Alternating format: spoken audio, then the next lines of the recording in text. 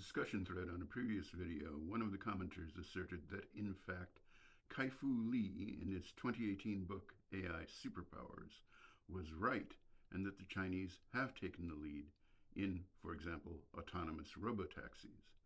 I thought that was a comment that deserved a whole video as a response.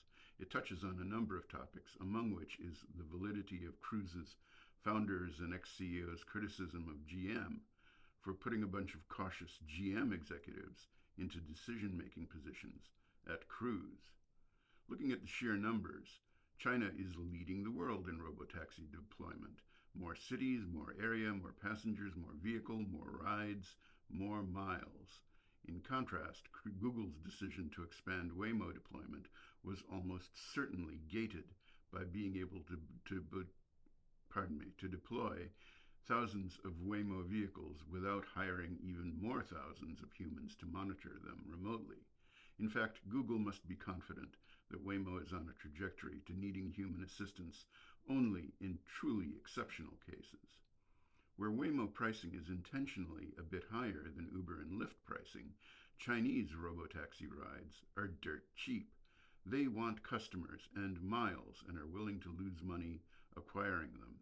Another example of Chinese technology companies taking a different approach from US companies. But the big difference is probably in the back room where the humans who solve difficult situations for autonomous taxis provide hints for how the taxi should behave. The Chinese robotaxi makers, even with inexpensive pricing, can hire a fleet of remote problem solvers that matches the size of the fleet of their vehicles. The Chinese way is to assume that soon enough, the AI driver in the vehicle will be good enough for almost all situations, while the American approach is to wait until that's certain before expanding the fleet.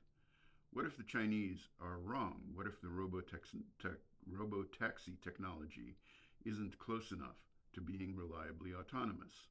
Well, the robotaxi companies go out of business. That's just how it is. Ready, fire, aim. Perhaps it turns out that GM's Cruise autonomous vehicle technology company was just being aggressive in the same way that the Chinese are.